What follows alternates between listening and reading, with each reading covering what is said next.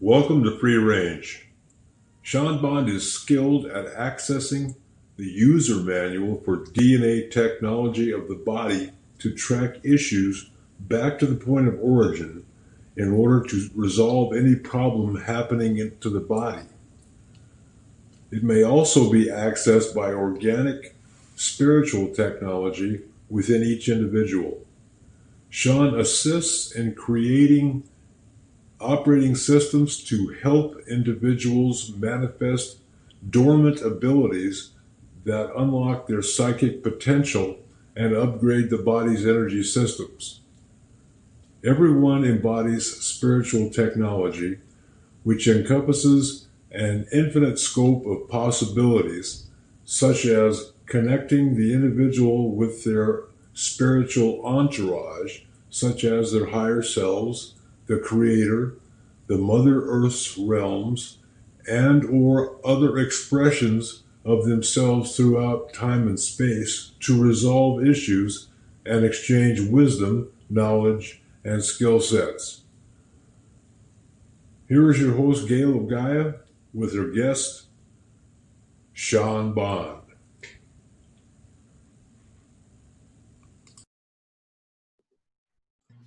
Good morning, good afternoon, good evening, whatever time it is, wherever you are. This is Gail of Gaia, and this is Free Range, and I have an exciting show today. I have our frequent guest, Sterling Hill, with me, but I have our main guest today is Sean Bond, and he is the founder of the Psionic League. He is a healer. And I'm going to read a little bit about his background. He was the founder of the Psionic League and Silver Cord Spiritual Science. They are a group of spiritual healers who aid others in holistic healing and spiritual growth. He has skills in past life reading, DNA reading, past life regression, Akashic record reading, licensed massage therapy, pain release, trigger point therapy, myofascial release, fascial release, chakra balancing, Reiki master healing, entity removal, and more. That's a lot. It's amazing what the abilities you have. Could you tell us a little bit, besides all your skills, where did they come from? When did you find out about them? Did this happen at an early age, or just tell us a little bit more about yourself? You're a very interesting person.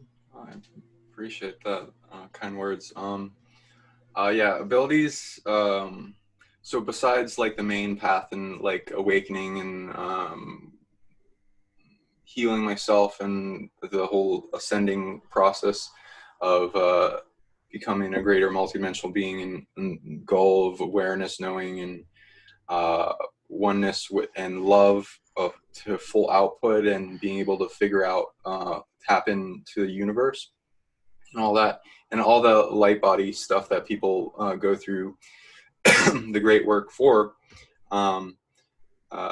Like a lot of Hindu myth and stuff talk about the ability to use range being a distraction. I see it more of a marker stone, and to be in the bodhisattva pathway of like, oh, if everyone is me, and this whole game on this planet is to help our brothers and sisters rise up out of their suffering, their ignorance, their perpetual state of not knowing themselves, and then the things that have set up here as abusers, and the light and dark war back and forth. And as we rise out of the dark ages and take back the power of ourself out of the darkness into the light, yeah, the abilities help awaken the planet. My orientation is out of flashy parlor tricks and into stuff that actually helps the game and the unity equation first, and then, hey, if we got parlor tricks that come along the way, whatever. But and then so my abilities started manifesting after I had a certain amount of awakening events, good and negative, of like visitations, spirits coming, and also getting spiritually attacked by like negative beings, and a lot of temporal dilations of going somewhere else for a long period of time, and then it all downloading in back. You usually like while I'm sleeping, and it'd be like a dream for like years, and then, oh my God, why is so vivid? What is that? And then you know, all the memories and abilities and blueprints coming in, and then me kind of like asking more about that, and then I being kind of like forced into a make or break moment that forced me to really focus in hard on reclaiming my power and forming a way to read DNA and what's going on in my environment, and sense into things and translate. My empathic ability was like opened up all the way, so I could feel everything. And then this was used as a way to abuse me though first. So it was like super torturous. And then I was able to figure out through the translations of everything that was going on, what was that, and then how to balance the empathic ability so I didn't have to feel suffering, or the absorbed negative energy turned all the way up. And then so I help people empathically as they awaken their sensing device of their infinite processor of energy of their heart, and the rest of the emotional body. And that's the translator that goes into translating all this information coming at us once. And then I got into like narrowing that down and translating a bunch of different things at once, and getting very fast at that after like training each ability and then stacking all the abilities together. Then I learned how to reverse engineer literally anything I scanned as an ability external that I would view. And then also the DNA would have a blueprint in that, and a book. Or like multiple books is a library, but like the metaphor of a book of your heart emanating this thing that you can visually look into and read the synopsis in even more than a book, because it comes with a story and visions and all the ways that your sensory perception has been tuned to receive information. And I teach anyone how to do this. No one is limited in being able to do this, but I mean like fully. They are having limitations put on them. A lot of things are broken, a lot of things need repair, but none of it is too far gone, and people can absolutely just reprogram their entire life and go to the state of being that they vision in their goals to become. That's absolutely awesome. Wow. In what period of time did this occur over? Was this years, or when did it first start? Were you just a youngster? Or, I mean, you're still a youngster to me. You're very good at asking questions in a specific way that, like, oh, nobody asked that way specifically like that. It's multiple choice. It started like I had like eruption awakenings and a lot of dream experiences, but like the Matrix, the school, the TV kept like bringing me back in, and like fading out the other perceptions and veiling things in the background without me noticing, until a point where, like, you know, in the ups and downs of that awakening scaling system in my body. And then around 17, like a huge horror. I've talked about this in a few videos, but I try not to dive into it too much, and people can very easily misunderstand it. But essentially, I went to a place that was like a void prison for like a large untold amount of time, in compressed periods. It would have been like in the real world barely any time at all. Because essentially not conscious in the external, and would have passed out, and been in the prison for quite a long time, and kind of tortured and fractured into a whole bunch of pieces, and kind of made another that make or break moment to where I tapped into my deep power, became aware of a lot of things, overcome anything that I was dealing with in the prison, and then learned every ability that I came across. In the beginning, I kind of was enraged, so I went around beating up predators, but like then after a while it was boring, and then I started like, oh, this isn't going to get me out, so I was like, peace. But that rage came from the torture. But so I went into figuring out, oh, I can bring all these beings to unity and unite them and heal them in like with the various things that they're teaching me about beings that put other beings in pain, that are angry all the time, that are an ego or evil or all this stuff. They are just overflowing with so much pain that they can't see anything, and they are just programmed by the pain. So that trained me to release pain and a lot of other amazing time. I basically mastered time and space in a lot of ways in that place. Then I learned how to get out of it. And when I got out, I had like a bunch of downloading periods. The external world reacted to me strongly, and then I was visited a whole bunch, and then more temporalized. So here we go, and I like it was like, oh, in order to come back to the world, you have to go through these experiences, resolve this stuff, and also train with all these experts in like how to maintain the timeline with what I was, and then I got into like this heavenish realm that was like all about like, oh, okay, I went to this hard training ground that trained me so hard, you know, it was exhausting. And then I went to this healing place that like rejuvenated me and then put me back together. And I had a bunch of guides and awarenesses, and that was like coming to me later on in more dreams of remembering the situation, because at the time it was like a whole bunch of information coming at once, and then all external distractions of my friends like, hey, are you okay? You passed out there. What happened? And then having no one to talk to about it, because it just, you know. I get that. Who are you gonna tell? Yeah, and then I just put it all together. Kind of had all these motions and mental thoughts and memories coming back constantly, even though I was like, oh, this can't be real. And then also there was something trying to get me to forget about, but I knew it happened.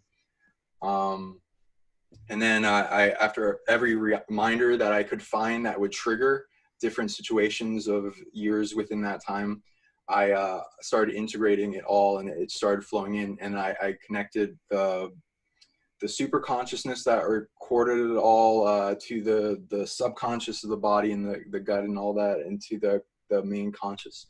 And I kind of like, by the easiest way I do this is like bringing it all together in the heart, but and then it just kind of flows very quickly. And yeah, mine's not exactly conventional, but that's not the only awakening I had. So I definitely think people can do it without that. After that, I went down rabbit holes upon rabbit holes on the internet, like to find everything and then piece together.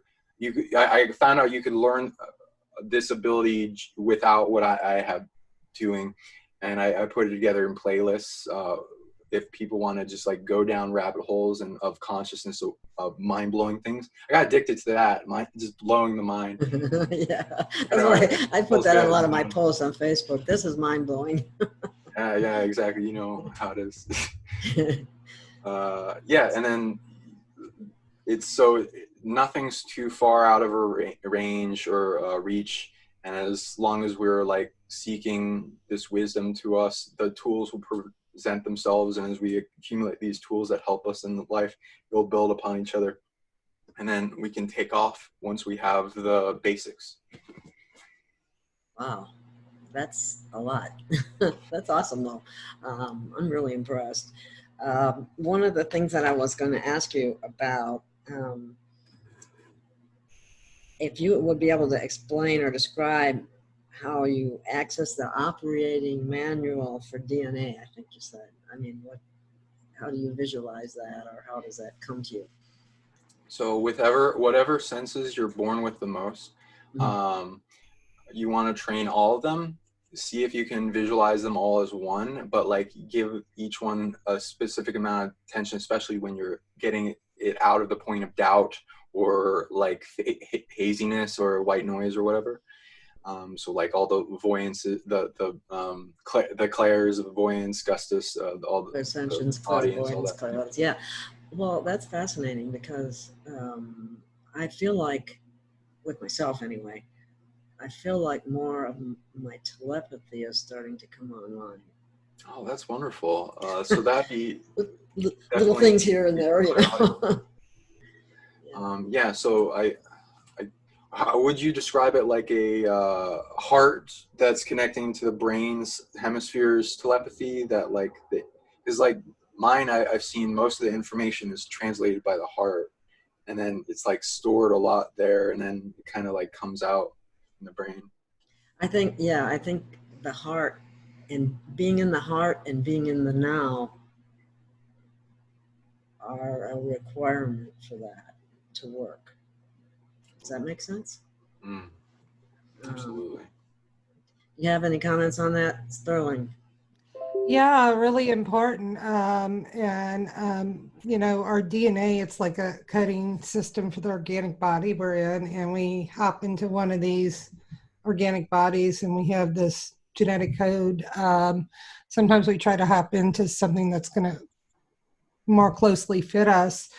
And a lot of people today, what I see that they do is they've got so many of these bad energies and entities and this programming that they get programmed into from day one, all this negativity. You'll never amount to anything. You're bad. You're worthless. You'll never be successful and stuff. And they wake up every morning with that attitude. And then we get the very sick people that they get stuck in sickness and they don't realize it. And when you put out all this negative thought and verbiage, what happens is you turn on bad DNA, like programs you shouldn't be running right now, and then you'll turn off programs you should be running. You'll shut down many things, and you'll do a lot of damage. And then you resonate that damage and energy to others. It's so important with thought, especially health. I get a lot of the people that are chronically ill, as you know, and when I see them, a lot of times I think I'm just going to read their DNA and tell them what vitamin to take or what other nutrient to take or what food to eat, what's best for them. And they're so bad off. I've got to start them at the beginning because, you know, everything that comes out of their mouth, they claim it like my Lyme disease, my this disease, my chronic fatigue.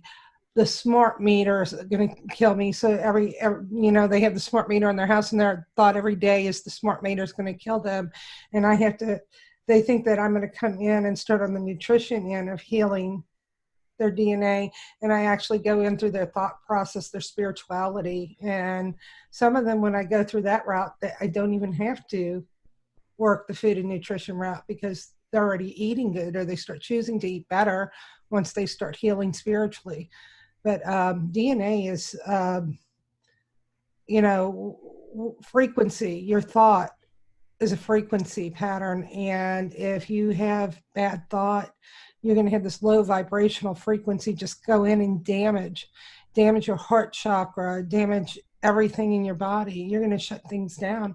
I did it myself for many years and didn't realize it. I came from a very negative, infused family in many ways, and you know, I didn't see it at the time, of course, but I, you know, the cup is half empty instead of the cup is half full type of scenario. Yeah. But do you see that a lot too, Sean, in the clients that you work with? Oh yeah. That negative thinking. But it was interesting what you said about how you were in this other realm and then you came back into, you know, this one, and you pick up all this programming that's very negative, like either from the TV or from it's out there in the collective, I guess. And it's people have to become aware enough to overcome that. or actually just being aware of it is a big step right there, because you can't transmute something you're not aware of. So I guess awareness is the first step. Would you agree with that? Yeah, exactly. I love how you guys put that. And yeah, it's like a creeping in limitation barrier of a bunch of different reasons for it, of course. But yeah, it's like people can't. I mean, so many of the problems in the world stem from that everyone has like a programming cage or limitation or barriers or ego boundaries or these things that box us into, oh, you're just this life, you're just this body, you are your job, what these people have told you, every one of these programs that brought you into life. You're able to somehow project that in front of you and visualize it in a timeline and be able to see the imprints of negative things in color that represent like the daydreamed allowance of flow of your higher wisdom. And you can bring reactivity to the color to see if it changes as you give it love, or what it needs to bring it wholeness and the programming to release, or whatever. If it's a person that's imprinting on the person, whether mother, father, the school, or bullies and all that, in the negative, dark or blackish, brown, whatever color you want to use in that. Feeling that pressure in the heart, because like people aren't able to see that they're in prison. And there's like an interesting concept for why all these things are happening in the world, all these negative things. Some people need to see the prison thing right in front of them. You need to see the bars, the lines in the sky, the silencing of their voice, or like all these things that as soon as they can come to awareness that there's these bad things happen in the world, it will bring them to the state to take their power back, to like challenge being in the cage, take their energy taken, or being programmed to be someone that they're not meant to be. And then who are they meant to be? And that's something that they need to find, but they need to figure out how to, like, mostly it's like going into your heart, going inward, feeling deeply into what makes you happy. What is your high state of being? Because in your originality, what is that described as? Love, peace, joy, ever unfoldment, high energy, the universe behind you, something, you doing what you love, and then love following you.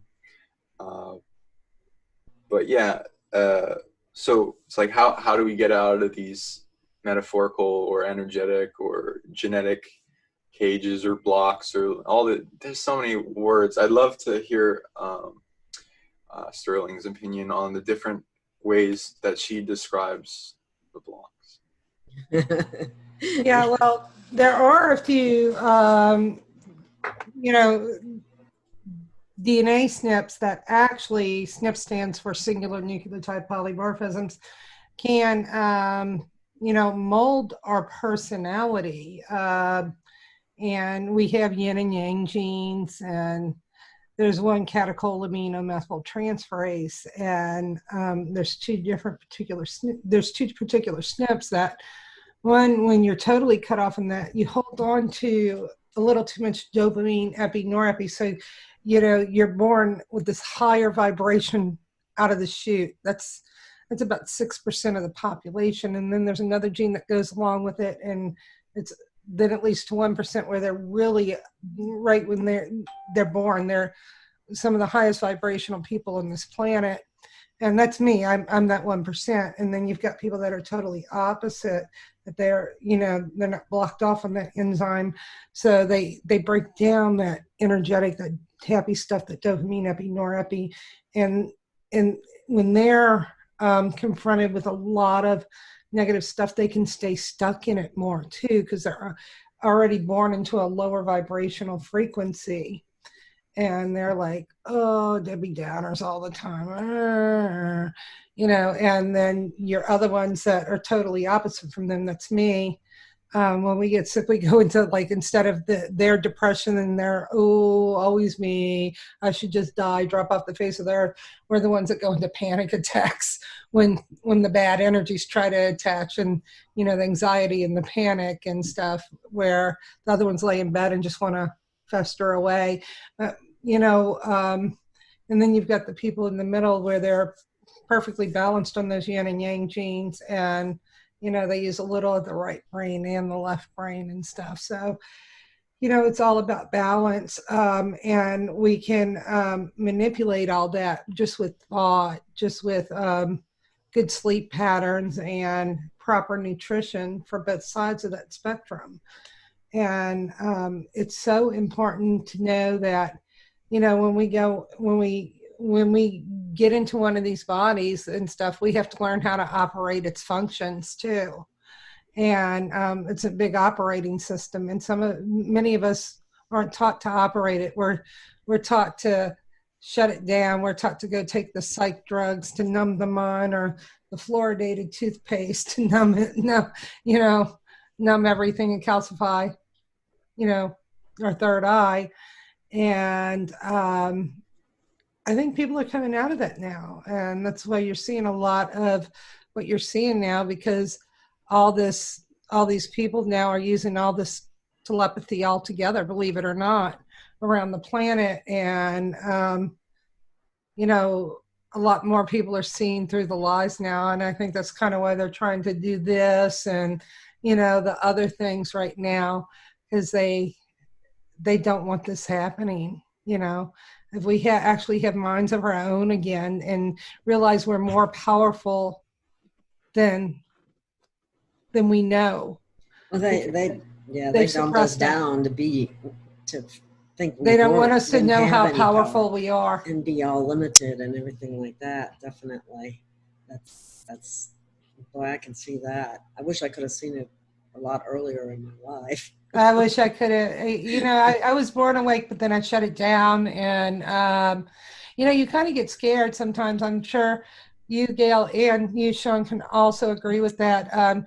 You go through this, I heard you talking about how you kind of went in that void for a minute, but you get to this point where you know you're a little different. You can see things that others can't see, and you try to shut it down. You might go, you know, when I was younger, it was like going out partying, drinking, you know, ignoring it, you know, just trying to say, okay, all right, I'm not seeing those big orbs, white orbs fly through the room, or those big golden orbs, or those blue orbs fly through the room, or anything else. Because, you know, I mean, the world looks at you like, oh, God, you're crazy and stuff, you know. But actually, when I finally, you said, you know what, I'm tired of hiding this. And I started getting them on film and camera, actual video too. You know, people can't say, well, she's just seeing them and making them up. She's just making this up in her head now. But you know, once you start to embrace those good energies that have been coming to you and learn how to get rid of the bad energies, you go on so many higher planes of consciousness, you know, and you can go to those places in dreams, and then wake up the next night. You might not even remember the dreams, but you'd have all this new thought in your head on how to, you know, empower people, how to try to fix what's going on here on Gaia, you know. So, Sean, I got a question for you. If you don't recall your dreams very much at all, does that mean that you haven't raised your vibration enough? Is that what that means? Or does it not have anything to do with that? Or what? Do you know what that has anything to do with? I've been trying to figure that one out for a long time. It has a little to do with health too, by the way. But I consider myself very healthy, and I have real issues trying to remember dreams. Yeah, well, none of us are 100%. Everything starts kind of breaking down little by little. You have I'm certainly old enough to have a lot broken down. choline is very, very important for the brain, but you have to have things in line for choline to break down for dreams. Also, GABA aminobutyric acid helps you dream. And if you're not taking in enough glutamate to break it down into GABA, then you're in trouble. And then sometimes you can be taking in the glutamate but not be able to break it down into GABA, because you need zinc, B6, P5P, magnesium, lysine to break down glutamate into GABA. You get glutamate from things like bone broths and stuff. Okay. Well, I take quite a few supplements, and I'm beginning to think that it goes beyond just Oh yeah, biological it can be supplementation. it can be spiritual too. You know, I've learned that myself in my journeys, having 3 entities take it off me. I felt them peeling and ripping off of me when they were being removed off of me, and it was probably 80% of my problems. So sometimes it can indeed be that. And you know, there's a lot of things. You know, doing too much THC can make you totally stop dreaming. You know, there's the physical and there is the spiritual center of those things. What's your take on that, Sean? Sure. Everyone's got a different thing. I do dream healings of different types for people that are not remembering their dreams is the most problem. Even if they're not remembering, they're usually dreaming in some way. And even when they're awake, they're dreaming because it's like this extension of yourself, dreaming body operating system that goes into multiple realms and does missions. Like I can see things more in meditation than I recall from my dreams. Let me put it that way. Yeah. Does that make sense? That's great then. You could probably very easily go into the dream site while you're awake, and then also astral vision and other stuff. But let's see. Yeah, I'd be able to answer that more if I'd may I tune into your specific things for dreaming stuff, because it's kind of a long list of what people could do for their dreaming body specifically. Okay. So main things, yeah, your nutrition's pretty good. Your detoxing's pretty good. Most of the anchor, small intestines, liver. Yeah. Okay. Interesting. And that's mostly spiritual level. About 93% is spirit. And then that goes back. And then I'd ask, like, when did that happen on the timeline? When did you start losing your dreams? And by the way, does anyone notice there was a drop in dreaming as soon as the quarantine thing started happening? Oh yeah. Yep. Yeah, exactly. Big. I mean, there was a lot going on. It was kind of like a big quarantining, multidimensionally, macroly in universes, shrinking problems down to this very resilient solar system that takes care of most of the karma in the multiverse. And so like macro level quarantine, and then that going into invading, but like a controlled invasion, because it's like a compression of a bigger problem, and then eventually it resolving and us becoming extremely resilient. And we're apparently doing this thing where we're humans are like there's a lot of ways to describe us. There's so many layers, but we're a huge DNA library, supercomputer, advanced genetic technology of the combination of most species that exists into the super hybrid of amazing potential, but also like the possible antidote for all evil, and this thing where light and dark eventually stops fighting and comes together in peace in Yes. like a representation of our universal body. And it's like this thing where we're trying to be fully into our light, but very resilient in that, to where we could be in complete hell and be shining our light.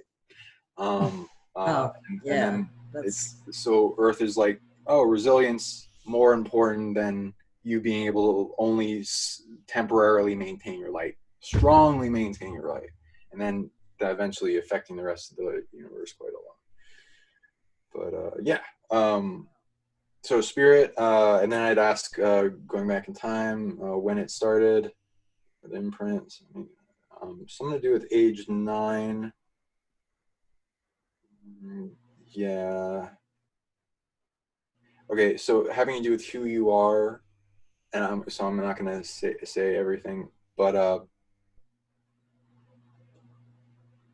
Earth. Okay, so you're integrating at age 9 your spiritual contracts of who you are, like going out of age 7 into age 9. There's the ending of the age innocence of like your guides will hold up this huge weight for you, and then they start giving it to you. At age 9, it kind of just like all goes, and then you have all these things that visit you at once, take note of you, all these responsibilities come back to you. So you're taking up connective responsibility, going to the dream worlds, as a bunch of things. You're actually training eclectically to be good at so many things. What are you best at?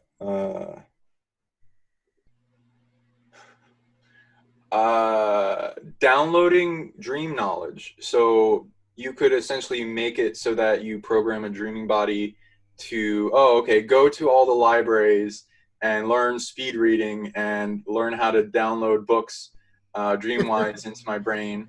And then you try to monitor that so that it's not impeded in any way. And then you start waking up with larger amounts of knowledge. And then you can increase that over time, and especially if you're strategic with the books you read, and they increase that ability too. And you could probably read multiple books at once. That's fascinating, because that is a request that I've made spiritually many times from a long time ago, to increase my knowledge and wisdom. You're doing it. I'd say the main. I mean, you're gonna have it doing no matter what, because you have resilience a certain amount in it. I'd say the main block is, so it's downloading into your super consciousness, or whatever you want to call that, in the heart, and then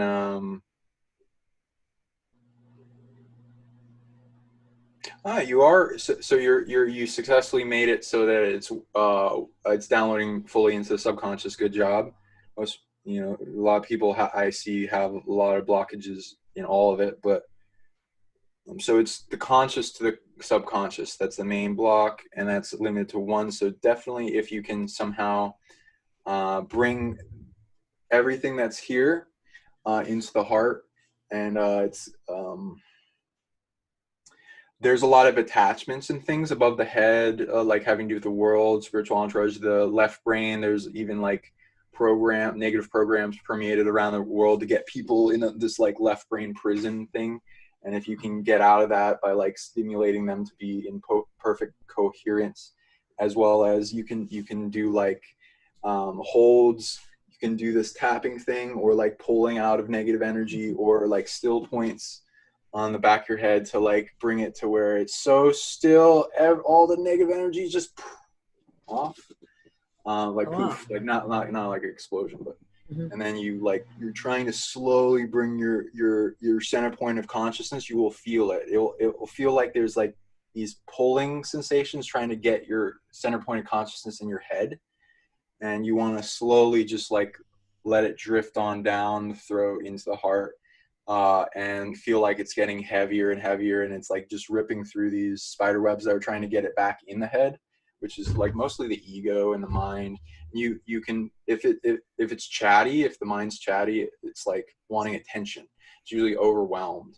So you give it love, and you can even hug yourself. Well, it's kind of hard to do it. So, but like you can go back and forth and hug yourself like this too, and you hug your ego, and you give it everything it needs in wholeness, completeness.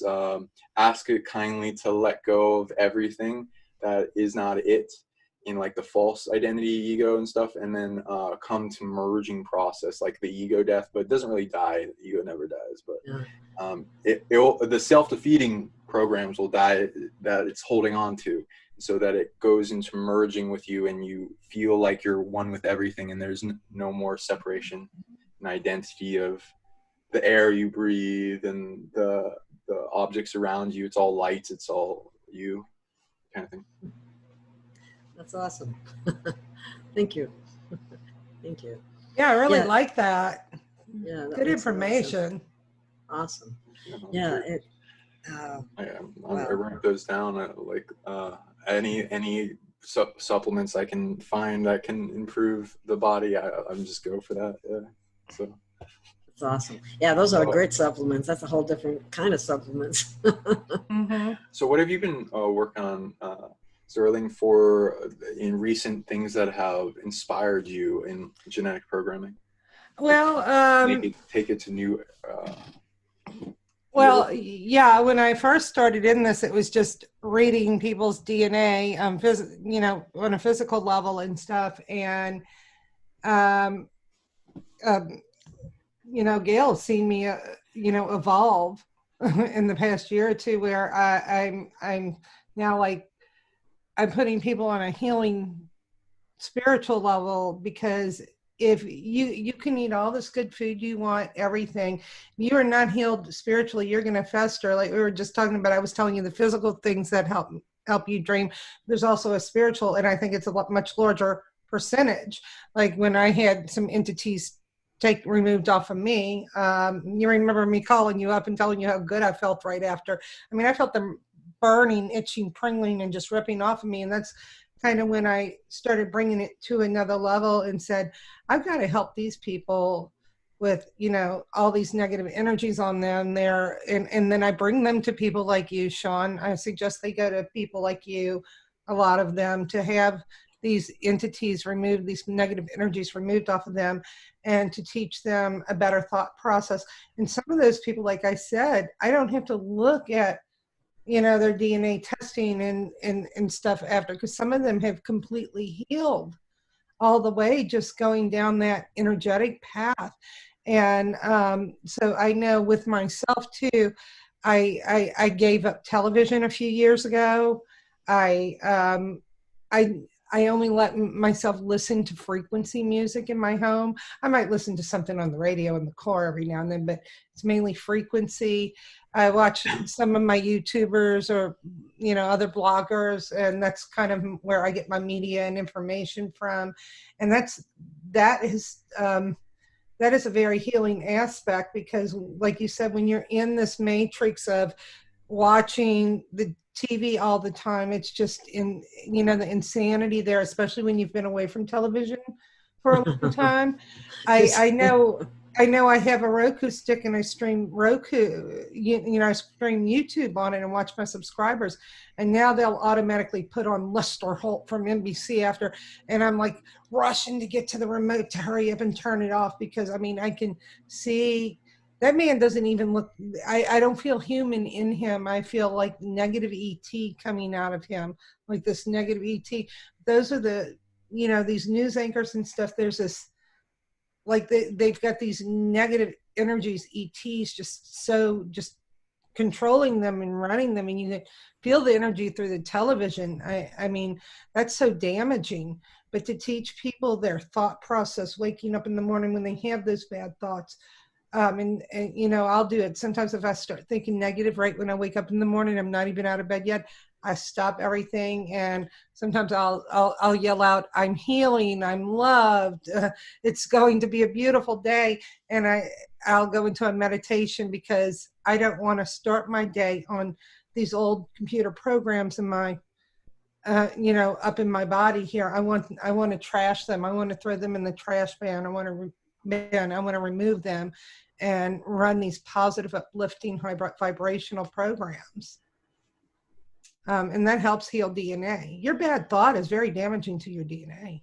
I feel like at times, though, that we are literally psychically attacked. Yeah. And it's when a bunch of negative things start happening to you. It's like one thing after another goes, damn, why is this? Yeah, stop what you're doing, get home, cleanse, protect yourself. Wouldn't you say that, Sean? Do a lot of protection and stuff. Stop what you're doing.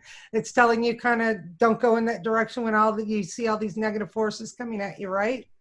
Yeah, otherwise it starts encroaching and taking over and getting you to forget about everything that would empower you or give you love, or like remember that everything external to you is you, and then it starts making enemies of everything external, even though the main enemy that's ever been is our own ego when it's overwhelmed with incredible amounts of programs. What would you guys do? What have you guys developed methods for dumping large amounts of bloatware that you found imprinted on you, and it's just like, what do I do with this? Get rid of it. Yeah, get rid of it, cleanse it, and switch it out with good things. You know, and right now, like Gail was talking about, all that, you know, we've got a lot of negative things. I think bringing up the negative in us, and we're at a point right now, do we keep it and hold on to it, or do we trash it, get rid of it, and trade it for something more beautiful? You know, because we have been feeling like this heaviness and this silent, dead, dark heaviness in the air lately, you know, with this number 2 plan, coming, their number 2 wave plan coming. And you got to cleanse all that. And I actually have to hear that word all the time because of what I do for a living. We know the Frankenvirus. I always have to hear that word all the time. So at the end of, well, we don't want to say it on the show. I know. At the end of the day, I cleanse that out of me. I remove it. I don't allow it to go to sleep with me at night. I don't allow it around me because they have intentionally attached negative vibration, negative frequency to. And they have it on every time you go anywhere on the internet, practically, it pops up right in front of your face. It pops up everywhere. So, I mean, even if you're not doing what I'm doing, you're going to see it probably a couple hundred times a day, anytime you get on the web or you turn on your TV or the radio, right?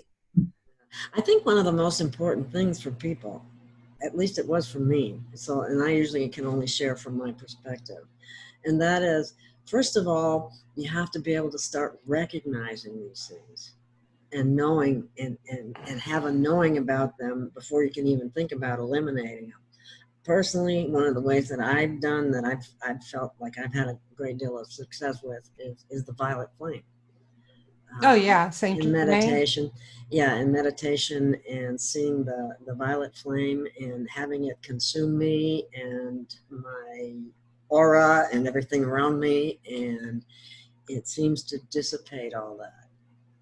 And and then I started these using the some of these, what do you call them, decrees that El Morbe, an ascended master, put together about the tube of light, for example, protecting yourself with, surrounded by the tube of light, and that's what's been working for me pretty much more than anything, and a little help from my friends that are even more psychically gifted than I am at this point in time. I'm still trying to discover mine, what my abilities are. We all, I know we are all told that we're very powerful and we have all these abilities and so on and so forth. But at the same time, we go, okay, what's mine? Well, one of yours, I'll let you know right now, Gail, is getting all these light workers out and interviewed. And having one of the first shows like that on YouTube where you're interviewing all these different light workers. You're bringing more people together to where they can have a library of resources of who to contact, who they resonate with, what they need at the time. Well, it's funny. I feel like there's this cohesion that's starting to happen with true, real light workers.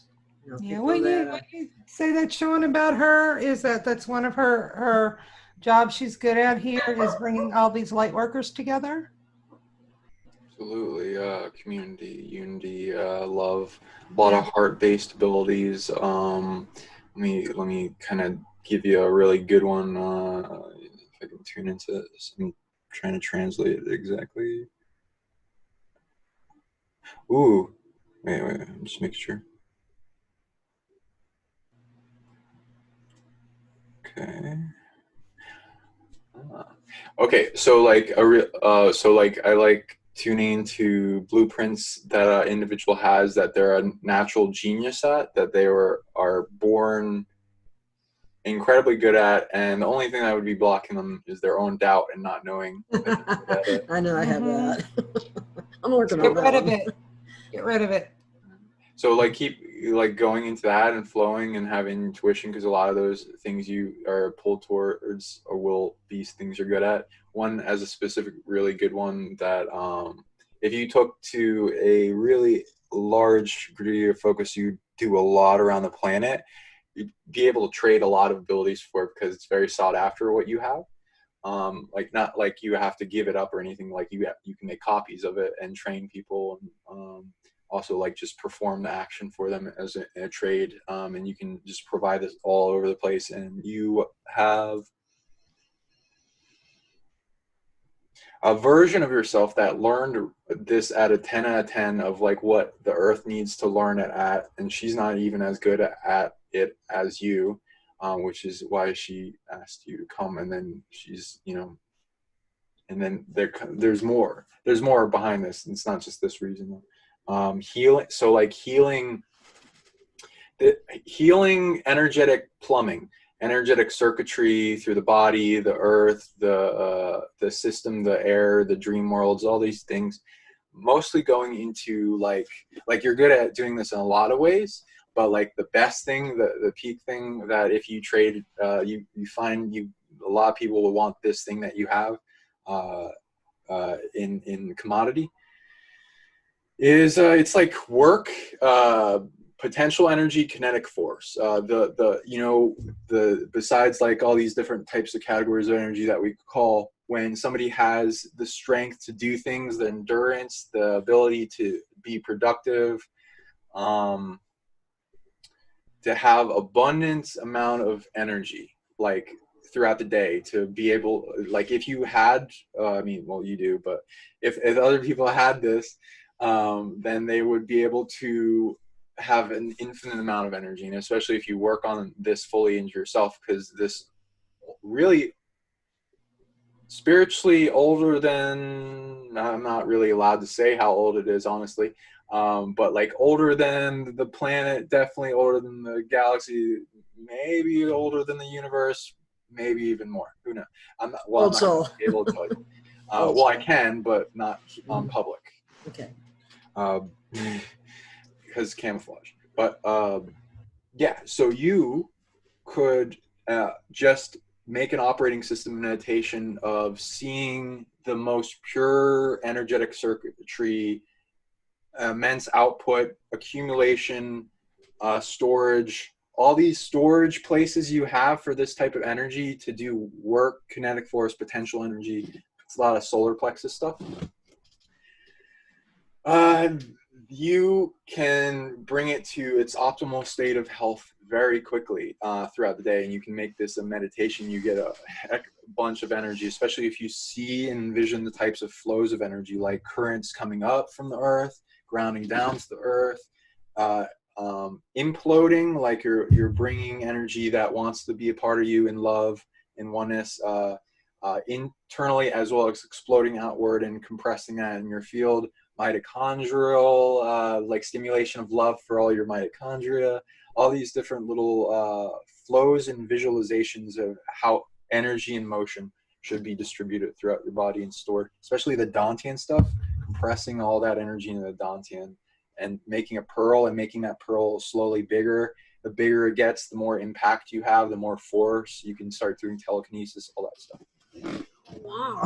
Okay. Well, it's fun because some of what you said is actually a bit of a part of a meditation that I do with energy down to Gaia and up to source. And you're already doing that. Yeah, a little bit. Yeah, and then the other thing that I do in meditation is I use the seven flame meditation with the violet flame or so on. But anyway, before I end it, what I do is I tell the beings that are with me at that time that, like, we're going to go fly around the planet, and we're going to spread the violet flame over the whole planet. That's good. And I actually visualize it. I see us in the air flying around the planet and putting the violet flame out there and trying to dissolve as much. You're an expert in this, so all you need to do is get rid of all those wounds of doubt you in the heart from the timeline of it. This doesn't work. Oh, I'm getting sick. Oh, all those wounds. And like, oh yeah, it's working intensely, and you feel flared up in love and excitement. And if you use music, all these tools, you can work all together and make this amazing equation. As long as you have trust and faith in your true self, it will shine out. That's the problem. I have a lot of doubt programs that run, and I'm Get rid of them. I'm trying to eliminate them. Get I rid am of them. eliminating them. I'm not trying. You will. You are getting rid of them. They're going away. Trash them off. Embrace them in a hug, and like give them size and scale. When you feel into any negative emotion on the dashboard and you're wanting to release it, give it size and scale. breathe slowly, deeply, inhale into it, give it love, there's a bunch of things it may need a specific, but like focus on the center. You can either like, I use I boiled most of the methods I find people using is either an art of letting go or an art of transmutation. And you can transmute anything that comes at you, any negative thing, into a positive. Like fear, you can transform into bravery or the opposite of what it wants, or love, or anger into like righteous action and ability to do work, and like, oh, I gotta go out and do stuff. And I like the concept of transmutation. I really do. That's the violent flame that you're doing. Some powerful going down the rabbit hole of Saint Germain and the different masters and the different types of flames and colors and the programming of how light can program our DNA and the collectives that have used it. And I like using all the different ones. I'm kind of like adding on and seeing. Yeah, that's what I've been doing. I've been, there's all 7 flames, and I've been doing the last one. Well, first I started with the violet flame, and now I moved to the illumination flame, which has the ascended masters and the flame and a number of them there, and wisdom and getting into the mind of God kind of thing, and it's really cool. I've just been. It's like if I don't do it in the morning, then I miss it. I try to get it in later, but I've been having very good experiences with that. I really have. Nice, yeah, and like the masters are just people that got really good at it, and so like we can go into where we created ourselves. And like there's this emerald flame that's used by like Mother Mary and like Cathars and some other people that it's like this emerald green flame that like just purifies the environment. And I like that comes from the heart and a lot of other thing. And so there's a lot of the same like chakra kind of spectrum overlays, but you can turn them on and try to get them to a resilience versus whatever it's dealing with, to where it stays up and stays on. Oh, I want to ask you before I forget, have you guys been noticing there's like this thing where every night when we go to sleep and then wake up the next morning, it's like we're imprinted with a whole bunch of negative programs and like from the dream world that is like a challenge for like us to overcome in the morning? Or especially the last few days for me, I really have. Yeah. What's your perspectives on that? Well, I was talking to Sterling just the other day about, I think the demons are out in full force. They are. Protect yourself. The negative, just, it's like, why is all this crap happening? And it's all coming from the surface. Gaia's purging, I believe. I believe Gaia's purging all this crap so we can move on to something better. So much needs to be transmuted. Yeah, it's having to come into the light. I know a lot of light workers, they're like, oh, and they're getting upset because people are seeing all this darkness come out, and they're like, you guys stop sharing this. And I asked a few of them, and I said, how do you think that we get rid of it? We have to identify it to remove it off of this planet, out of this universe. You have to put it in the light. It has to be exposed. You got to bring it into the light to dissolve it, to transmute it. So right now we all ask for this awakening. We've been asking for it for many years, and the movement got so large that so many collectively said, let's get rid of all this oligarchy, this horrible system, these people that have been enslaving this planet. And now here it is, guys. It's here. So we do have to protect ourselves from it, because we're being hit hard. And years ago, I was being told, even us awake are going to have trauma from this. So imagine the people, when they start waking up, that we took years to develop an awakening and seeing things. It's going to traumatize us.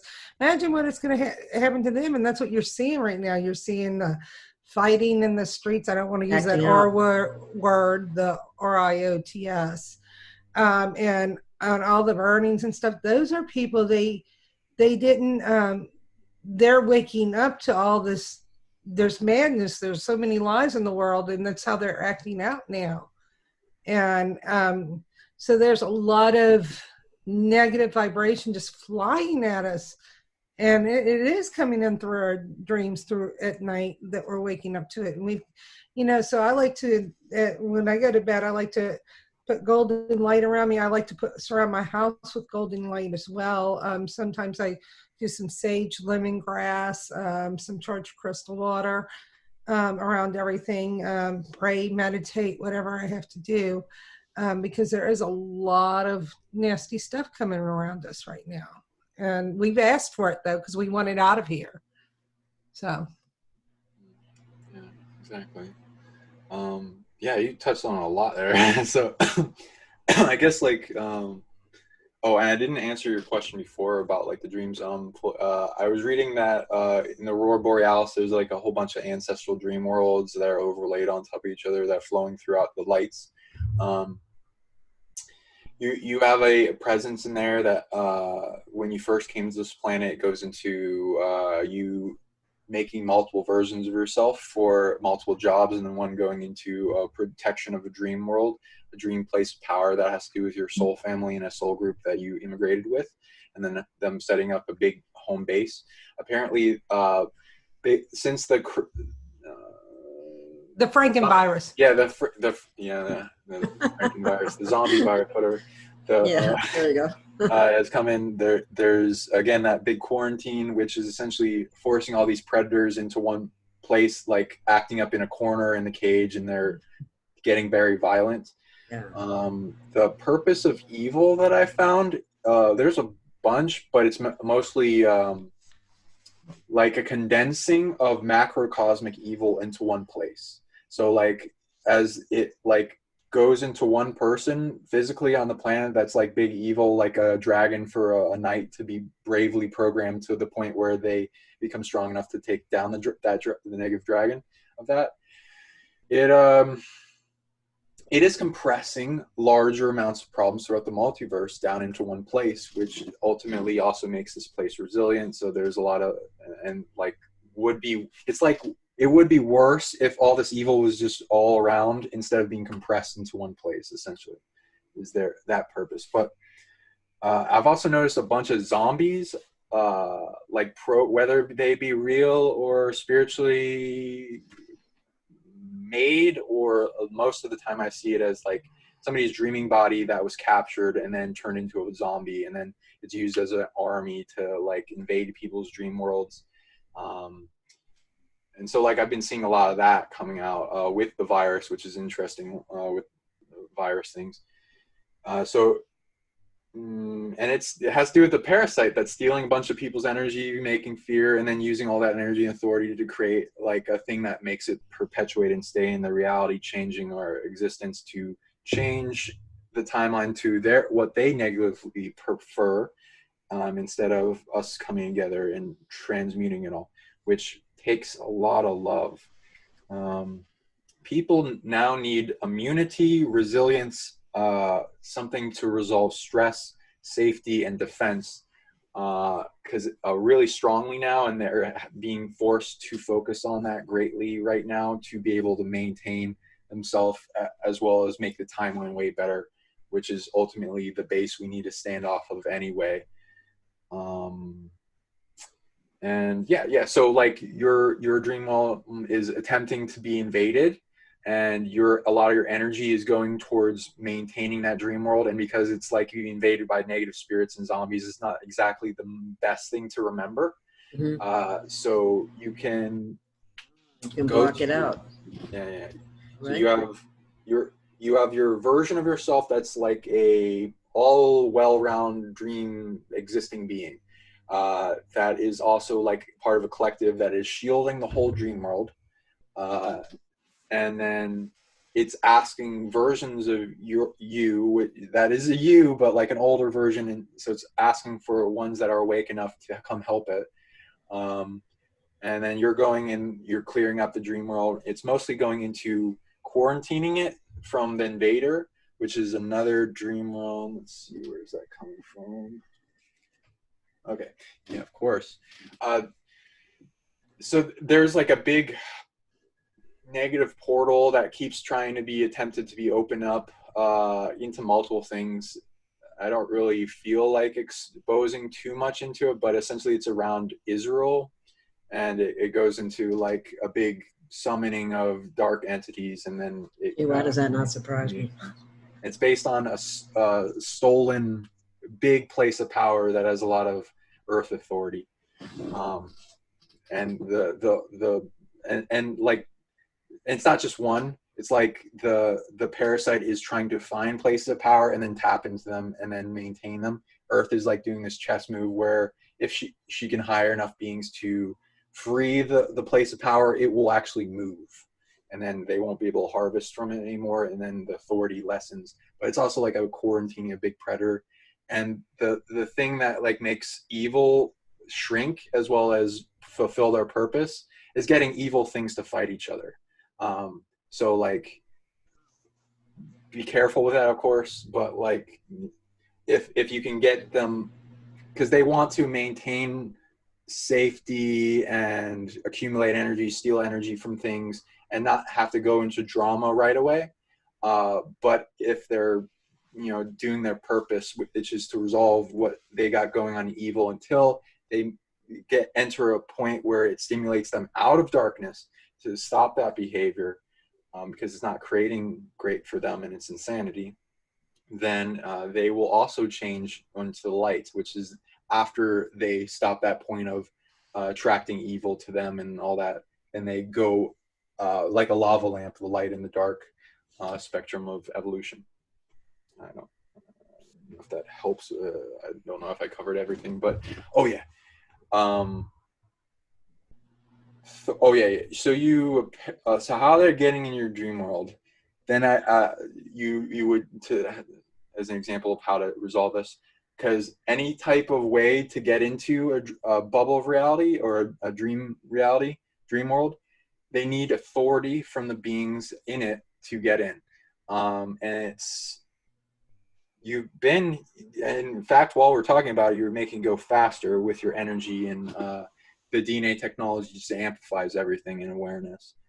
So a lot of it's been narrowed down. Okay, so a version of you. Okay. Interacting in a place of power near. Am I allowed to say this? Oh, no, I'm not. Okay. Well, it's a place of power near Israel. I'm not going to mention what it is. I can do it later.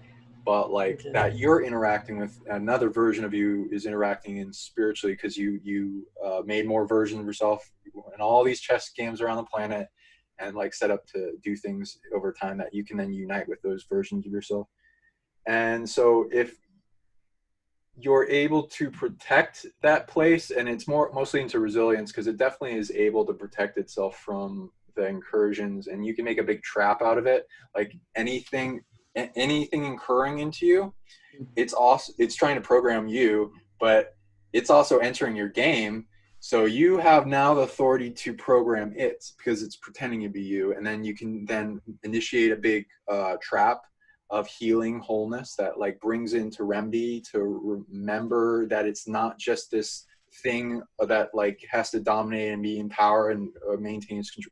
It's like it goes back to you ultimately in source. So it needs to be shine that truth.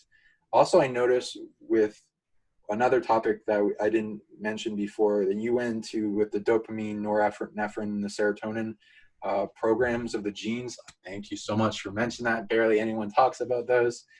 I guess if somebody wants to turn on their happiness more, a resounding theme that I've been able to find with what is the block, what is the programming key that unlocks it, it's mostly truth.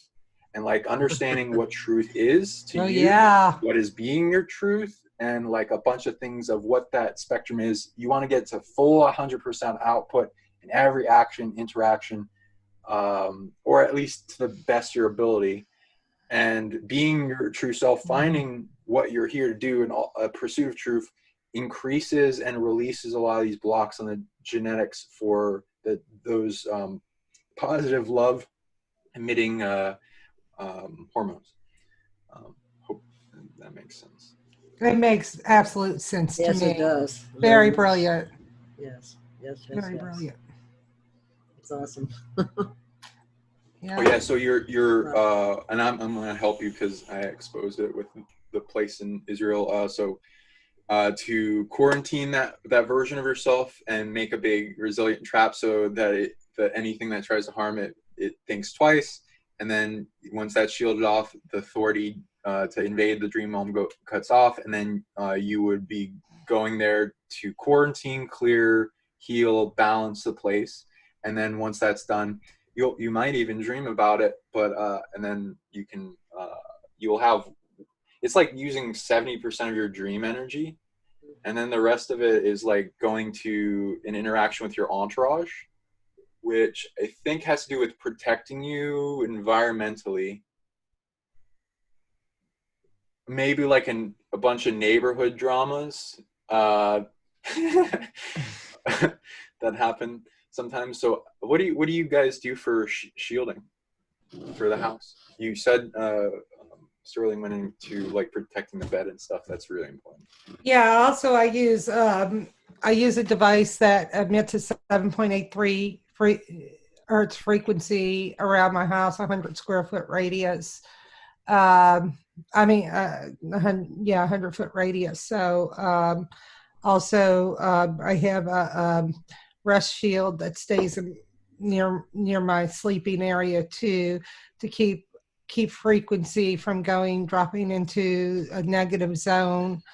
I actually have an obelisk too that I have right by my head at night, and a few good crystals as well. What do you do, Gail? You have a few things too to protect I sleep. your home, huh? I sleep with crystals. You do? I mean, and like for example, pyramids. Yeah, that's a nice one. I have several of those pyramids. I have pieces of. Yeah, that's a healing one right there. And I have little pyramids. That's all I have. I don't have any. I don't have a device like you have, but I. You don't need all that. I mean, you just set. And then I got I sage. I do sage. Mm-hmm. Yeah. Really important.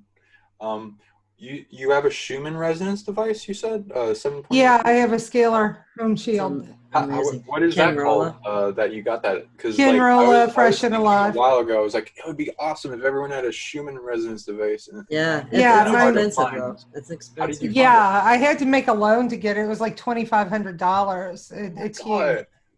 It's huge. It's on freshandalive.com. Actually, I sell them now on my website. Ken Rolla, I actually interviewed him a few years ago. I like Ken Rolla. He's awesome.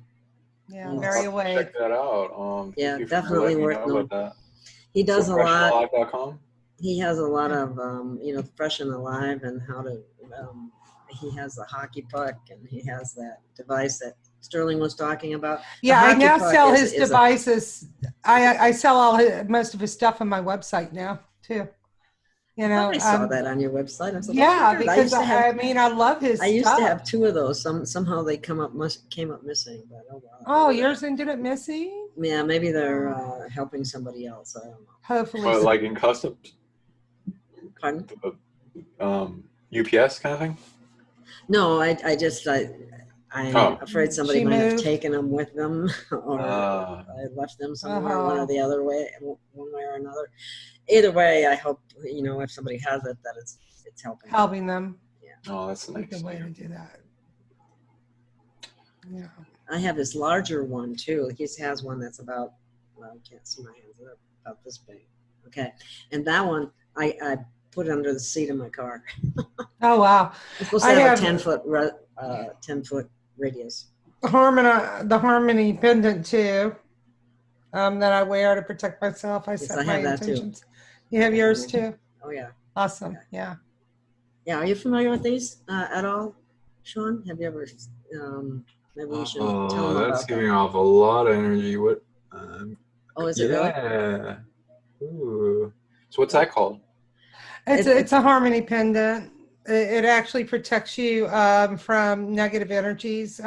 Actually, microwave radiation from cell phones, they've proven that it bounces off of you when you set this once a week. I also got this, which is called the Golden Rose Flame. Oh, that's pretty. Yeah, I just recently got that. Wonderful design. Yeah. Yeah, that was from Magenta Pixie. I Oh, mean, I wow. didn't get it from her. I read her book on that. That's the design. Yeah, that's okay. where I looked for a piece of jewelry with that design, and I found one, and it wasn't that expensive either. So send me some flame. information on that, because I'd like to try to get one. It's pretty. It looks like it brings. I just got it on Amazon. Yeah. Yeah. Yeah. Do you ever wanted to design your own? That would be good. I don't want to say. But your higher self has a good idea. Yeah. I'll have to ask your higher self. My lower self is saying, "Oh, you're not good at that." Sleep with a little pen and a notepad next to you and an ink pen, and then see if you wake up one morning and you draw out a nice design. Say, hey, you know what? One of the things that I have to say, and you know, sometimes I have complained about the fact that I don't seem to remember a lot of dreams, but one of the things that I can happily say is that I am not someone that has nightmares. If I'm encounter negative energies in my dream realm, apparently I managed to ward them off. That's really good. I might have a nightmare about once every 1 to 3 years, and usually it's something that I'm either really getting super sick and I need to do something to protect my body, or I'm getting a warning on something that's coming that I need to help change from coming. And arriving, but I'm like you. If when I do have my dreams, most of them are white, fluffy, funny dreams, and that's a good sign though when you have cool, good dreams all the time. I think, because if you're constantly negative, that means you probably have a lot. I would think. What do you think, Sean? A lot of bad energies bottled up in you if you're constantly having nightmares, right? So what kind of nightmares do you have? Oh, I'm not having them. I maybe only have them about once every 1 to 3 years. And usually I'm astral projecting somewhere and a tsunami's hitting an island or with people on it. So mine's usually a forewarning of something, and they happen every 1 to 3 years out of the blue. Nice. Got the premonitions? Yeah, I have the walls of water hitting me. Those are my premonitions. Whenever there's a bad water event coming, sometimes it's like it comes to me in my sleep. Great ability. Love people that do that. That always. It doesn't happen all the time, thank goodness, though. Visions will usually come to those that can have effect over them. Yeah. How about you, Gail? You said, did you say you had nightmares, or you just No, can't I remember? don't. I don't have nightmares. Okay. I've never had a nightmare that I can even recall. Oh, wow. Yeah. So, and I don't know why that is, but I don't. I just don't have them. Like I said, maybe I ward off any negative energy that comes my way in a dream. Bug zapper? Your lightning? What was that? Bug zapper? You got a giant lightning shield bad dreams about the size of...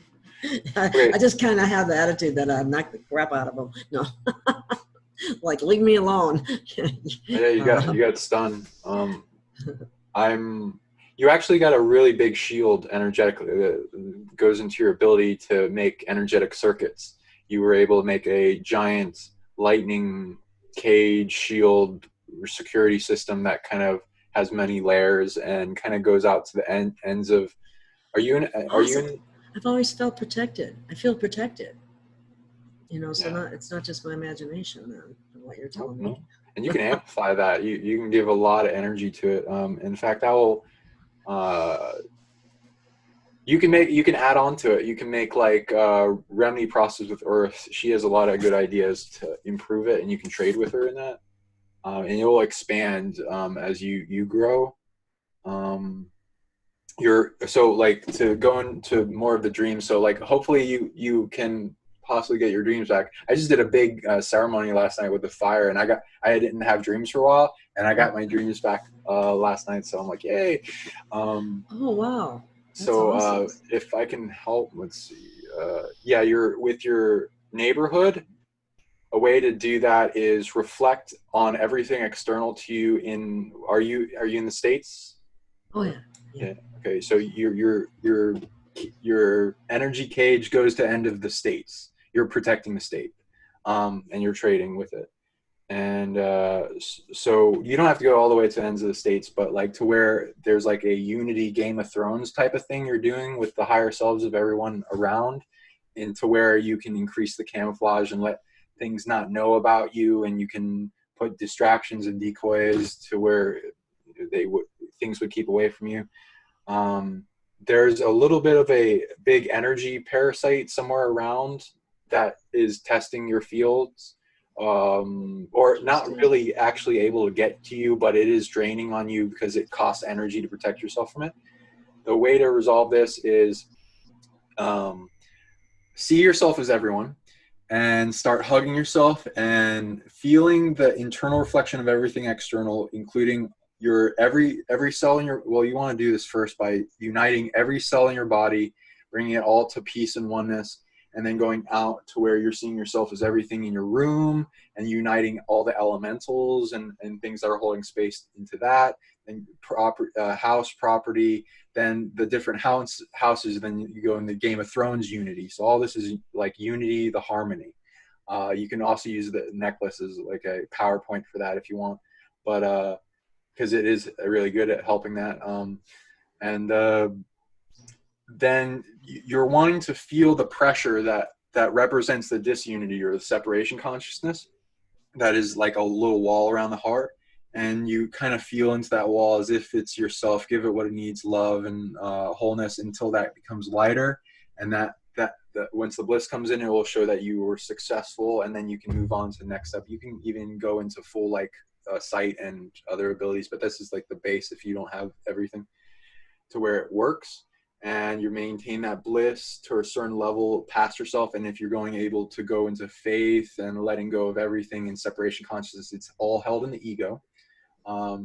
Then you get a really good method of doing that in breath work, then you can get really fast at it and just make everything come into unity. And once everything in the neighborhood is in unity, because they're getting harvested too, they start compressing the problem down, and then it becomes less of a problem. And then I would say, like, I agree with Sterling that after that's the spiritual problems, then the emotional. I would say there was a wound.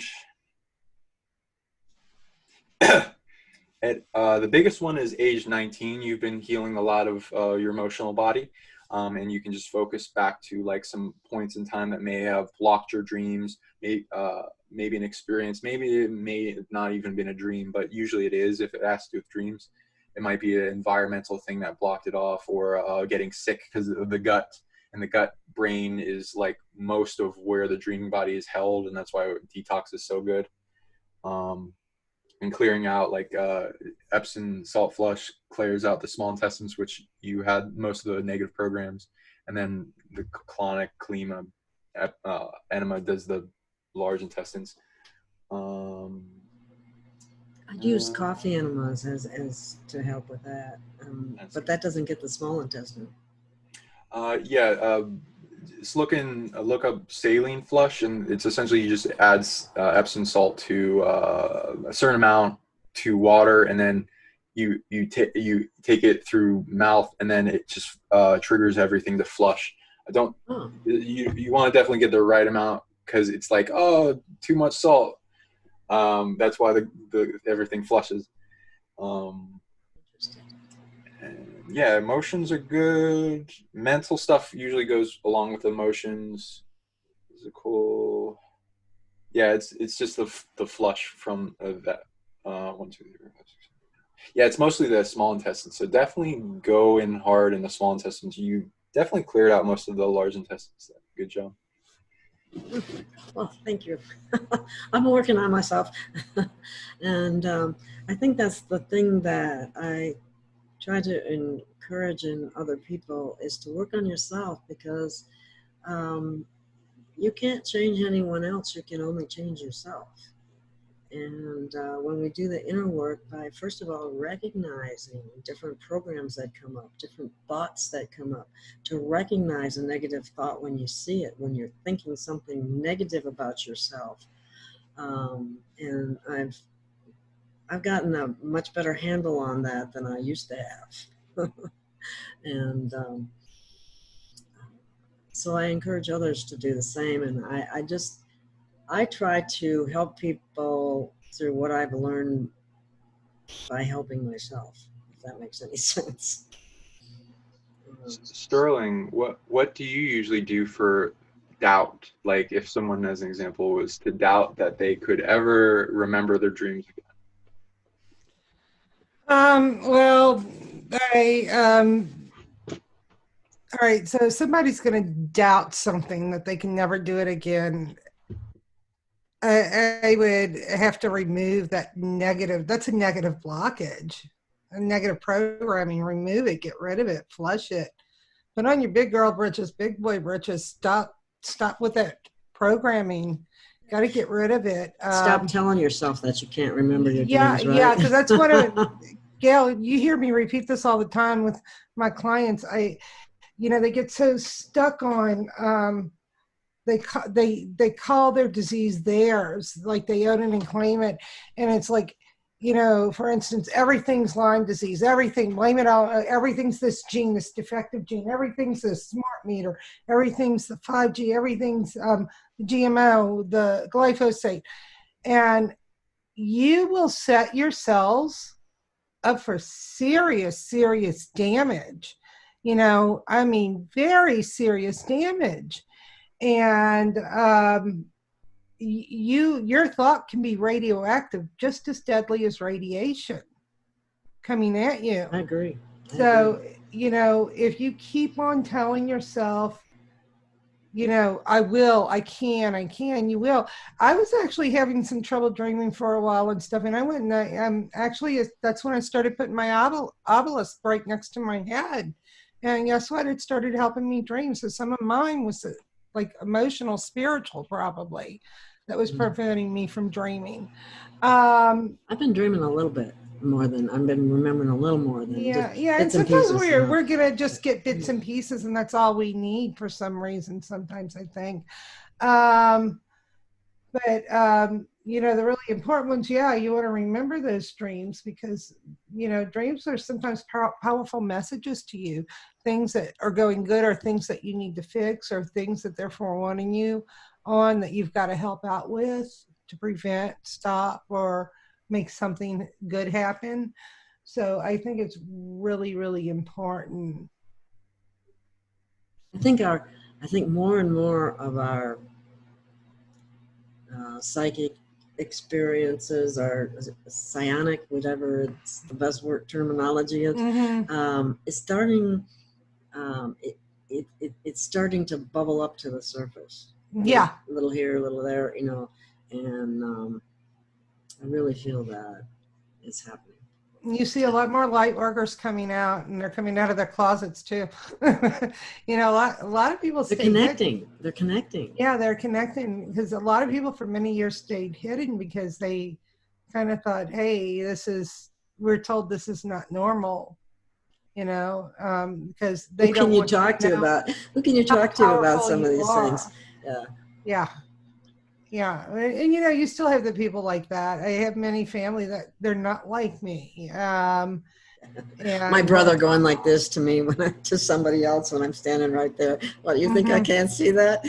I don't want to be programmed like you did. So you can roll all you want. I do not want to be programmed like you. That's some bad programming you have. Okay. That's all I tell them, because it's their problem, not yours. Time ago, but I know. I have the same. I think we all do. We have those family members. It's a black sheep of the family, When we wake up, but guess what? Who are they all running to and asking the questions now? Because they're starting to see things. Veils are starting to be lifted, right? They're coming to us now saying, okay, well, maybe you were right. You know, I'm seeing this now. Like my son came to me and he said, "Mom, I really do think this is a planned image. I don't want to put them together." So smart. Yeah, yeah, I know. He came to me and he said that. He said, I'm starting to see what you're seeing. And I said, you got it, kid. You know, so more and more people are seeing now, but now they're coming to people like us and saying, wow, you guys are right.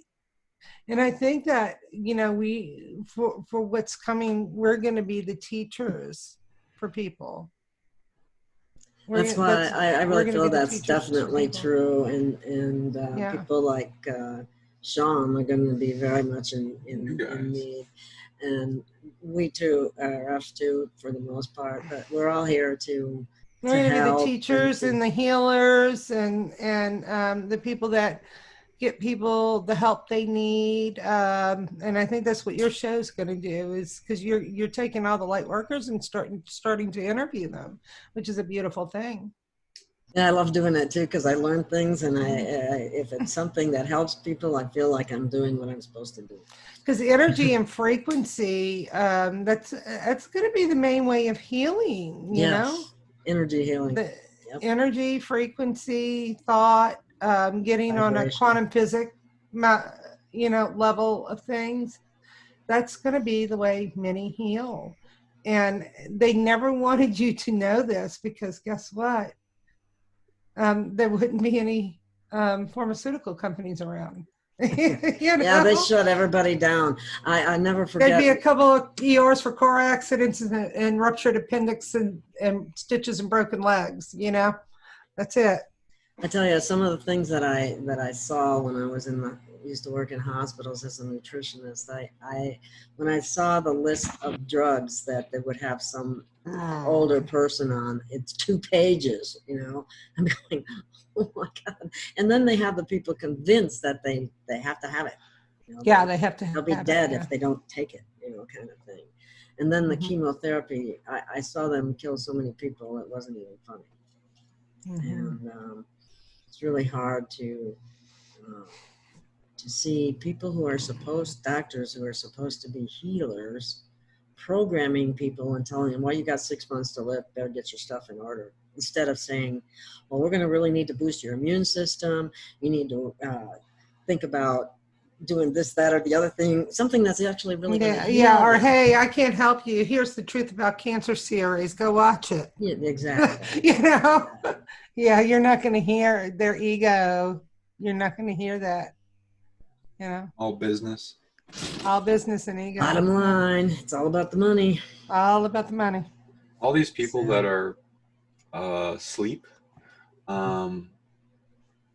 like what is it, like if we think symbolically, because it's like also a representation in our inner universe and how we can grow within ourselves in our percentage wise of how awake we are cellularly, energetically, like lucidity, truth, and like the people that remain asleep, that hit the snooze button, they have lack of energy, they're in pain, they want to rejuvenate, they want to keep going into that state. So they're mostly overflowing with pain, and I've had to keep my train my ego to not get upset with people that are in that state, because they could not handle the information, and the ego boundaries are keeping them from accepting it, because it would cause chaos in their existing reality. Not like they couldn't survive or anything, but the ego believes that it could even bring them to where they would not want to live anymore.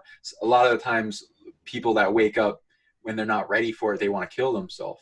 Like if they like open their veils to where they could see the other worlds, it'd mostly be like a bunch of things taking advantage of that and then abusing their by putting fear things into their mind and emotionally overloading them. So it's awakening is to the people that are strong enough in their foundations, their structure, to be where they can handle it.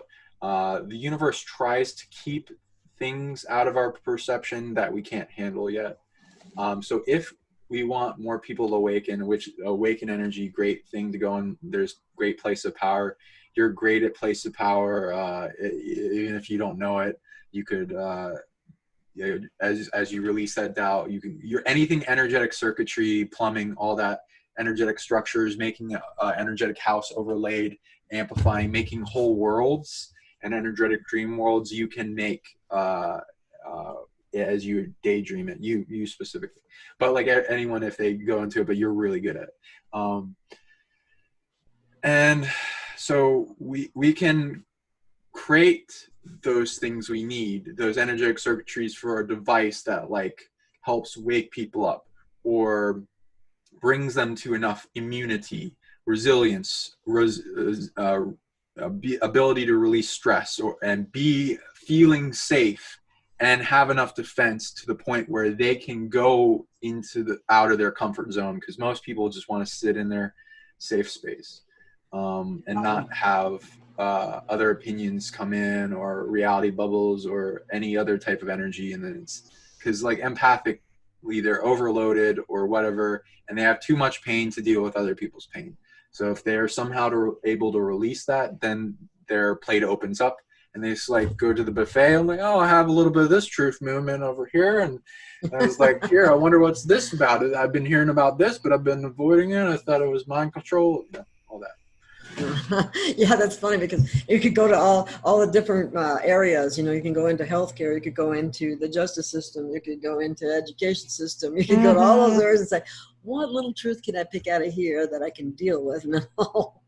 And obviously changes need to be made in all of them, because they, you know, healthcare is not about health, and justice is not about, and right now we're seeing, and so on and so forth.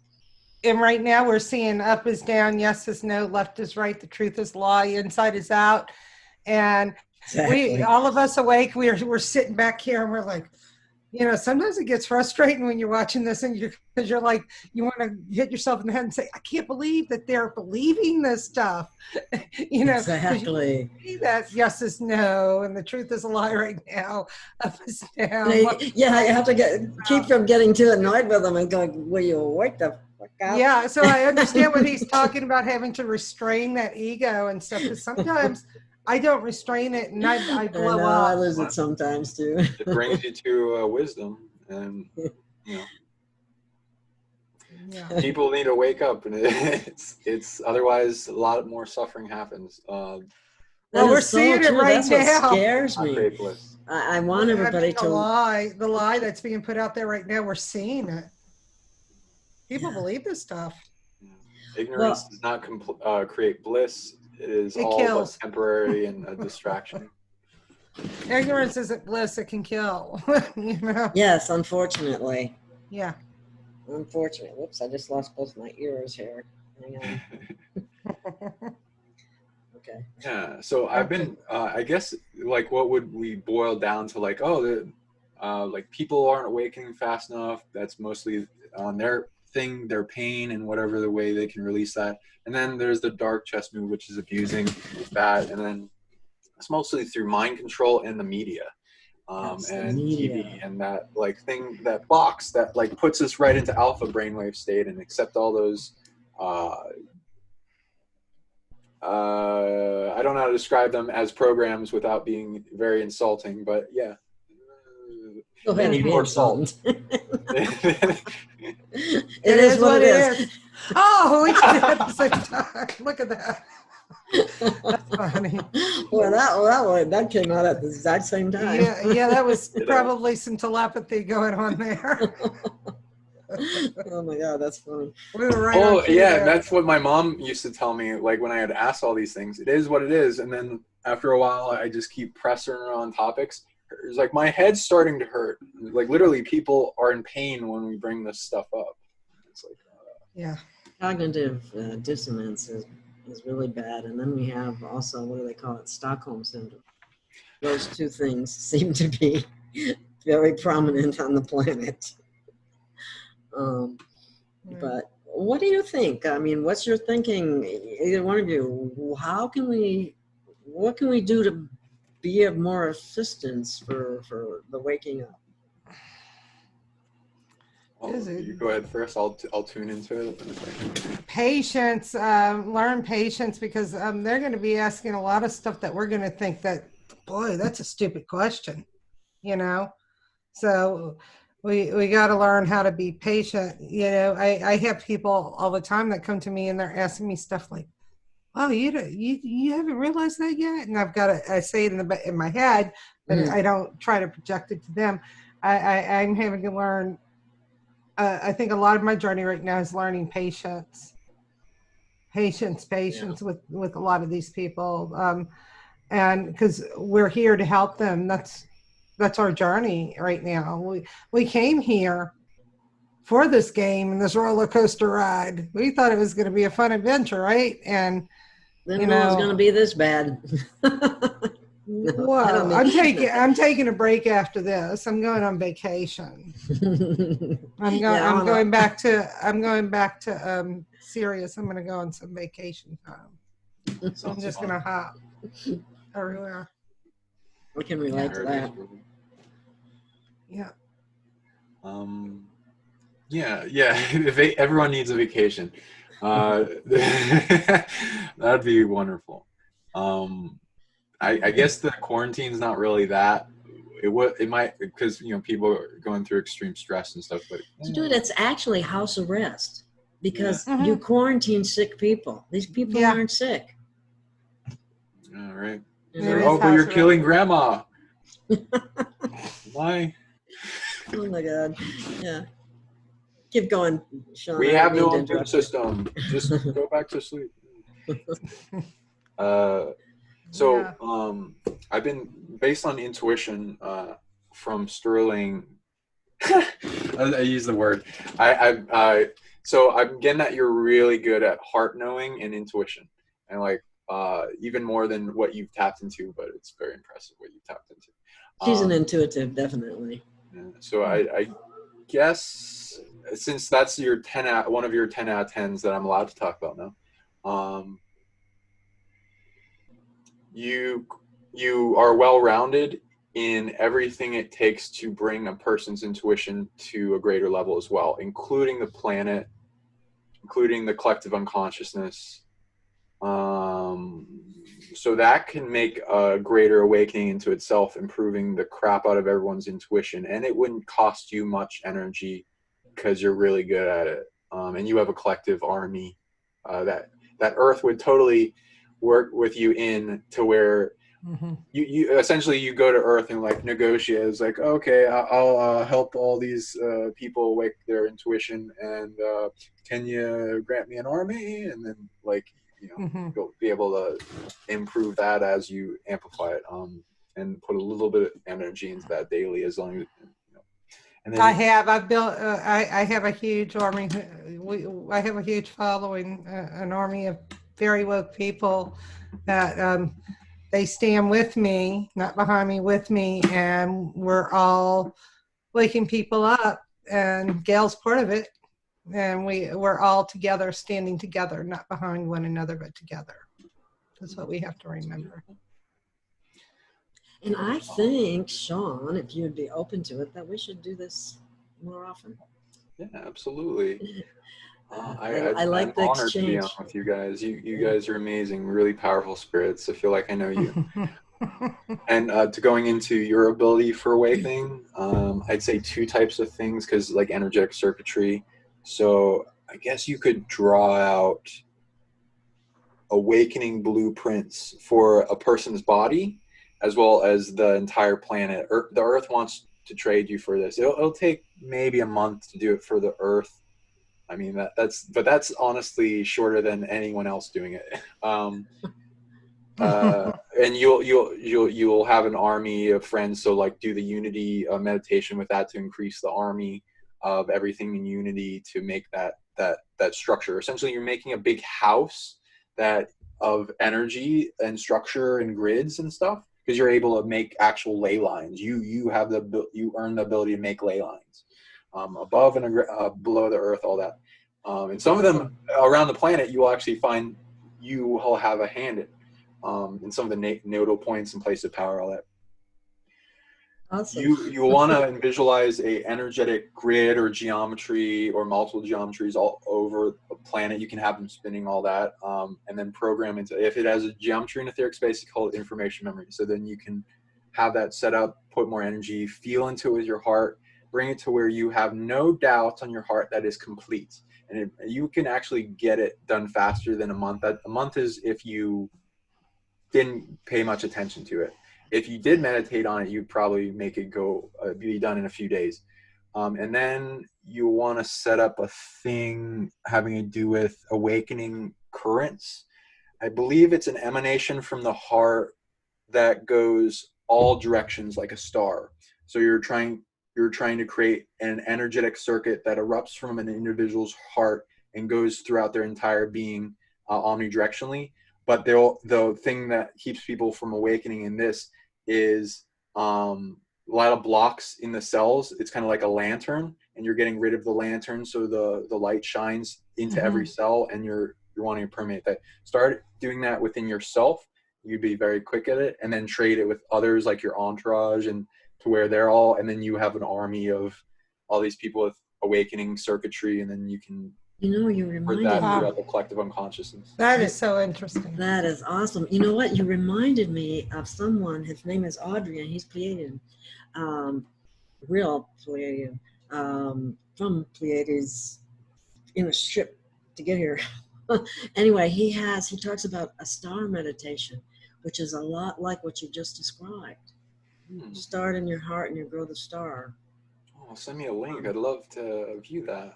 Oh, okay. I will. That's beautiful. He runs a Ascension Radio, it's called, and I know he's been having some health problems, unfortunately.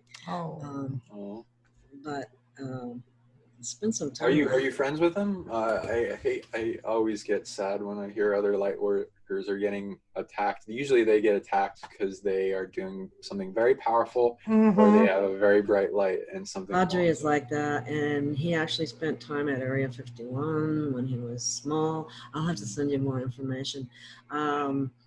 In fact, I was going to interview him, and we had it all set up, and then he had to go into the hospital, and it wasn't just once. He went in there like 3 times, and I tell you what, hospitals, from what I know of them, are not any place you want to be. Maybe we can trade or something. But anyway, yeah, I will definitely I'll bring you guys together. He's really cool. I mean, he's in Arizona here too, with it's called Ascension. You're in Arizona? Yeah. That's awesome. Are you in Sedona or? Yeah, I'm in Sedona. This place will surprise you. It's an awesome PowerPoint, but you'd be surprised at the number of people that are not awake. Really? What kind of demographics are there? Of types of thought? Well, I'm in the place they call the Village, and there's a lot of people that wear masks, even out walking their dog.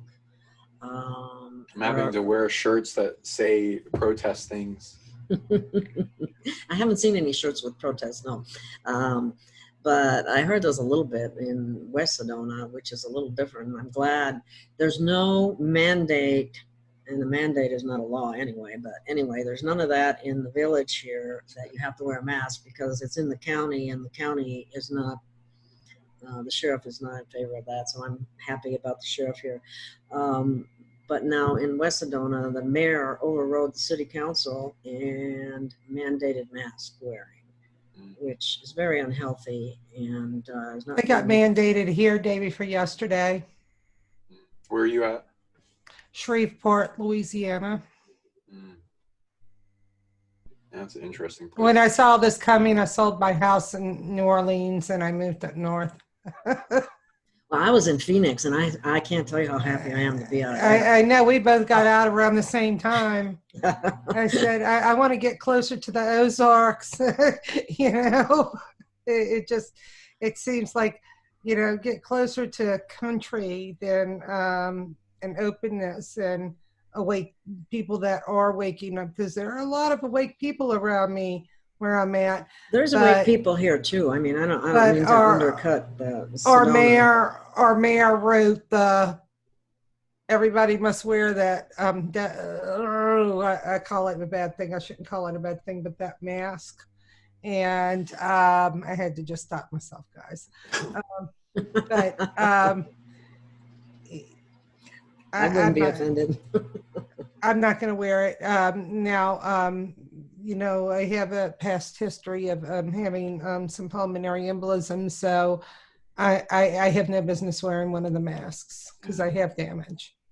Yeah, I'm not afraid of any virus in the immune Neither system. am I. No, I'm not either. And I feel like virus, I feel like I'm being imprisoned and enslaved because that's my intuitiveness coming out. What these things are really for. You know, not only to try to get you on their new 5G surveillance, but the you know, the imprisonment, the enslavement, the you have no say so. See the sheep comply, you know, and that's I do not allow myself to be imprisoned on this planet. I will not allow myself to be imprisoned like that.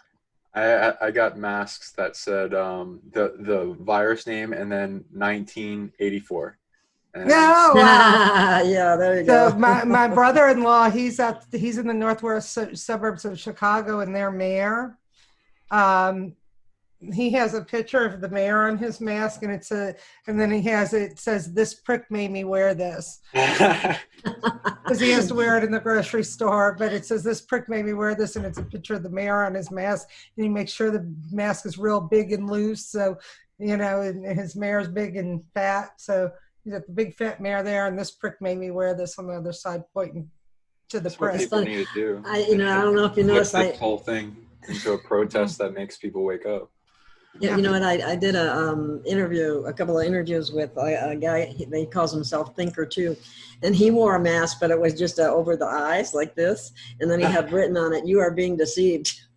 Yeah, they don't really care if it's effective. They just want it on you, right?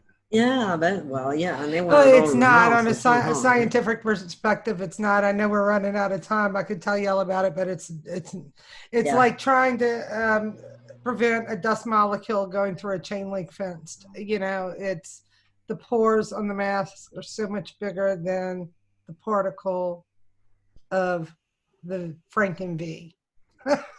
You know, so I'm safe. I'm protective. I'm healing. I'm loved. You know, I'm not gonna let. I'm not gonna sit here and take the retroviruses that I'm breathing out and the dental bacteria and other bacteria that I'm breathing out get caught up in something to re-breathe it in and reinfect myself. No, I'm not going to do that. I won't do it either. That's ridiculous. Yeah. Disease and illness thrives in an environment that has low oxygen. Exactly. Yeah, I know. And then when you breathe in, right, through your nose and breathe out, a lot of those times you're not only breathing out these viruses and bacteria, but you're breathing out negative energies. You're releasing them. So then you're sucking it all back in. You're sucking it all back in. I'm not sucking that stuff back in. Stress, all it increases. Yep. Yeah, the cortisol goes up, everything. I already got the immunity goes down. Going on.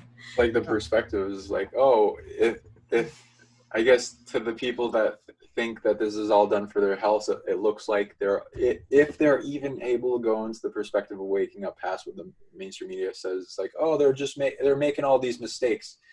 All of it is planned if you understand the goal, which is like, oh, we got to lessen the population through methods that don't implicate us for murder. Yeah, there you go. That's exactly what it is. Bingo, bingo. What it is. So anyway, one of my friends is Judy Mikovits. So yeah, I could absolutely tell you guys.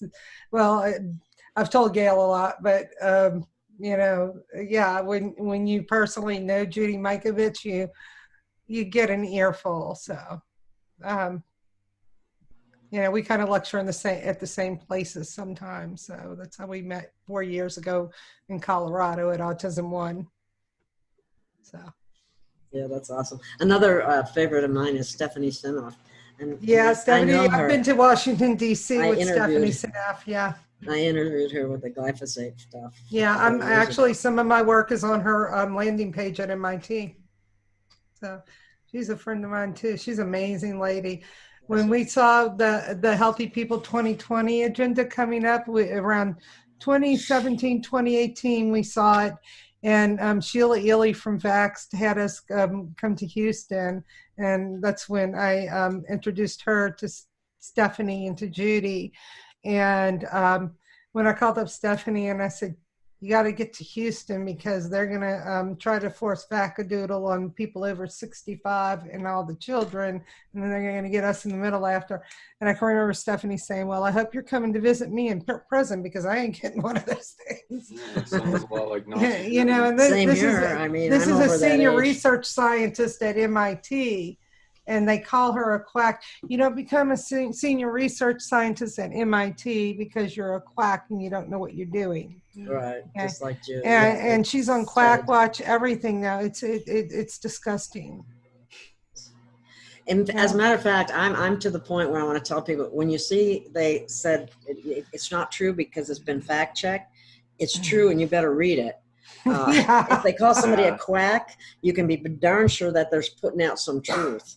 Yeah, and that's we're not why putting all this money onto fact check programs to do everything. And you'll notice they don't block all the false stuff on the internet. They just block what they're very concerned about. Oh, wait. I did an interview last week because I talk about some very controversial stuff on my Facebook page that, hey, I'm not shocked. I'm shocked that they haven't struck me down a few times.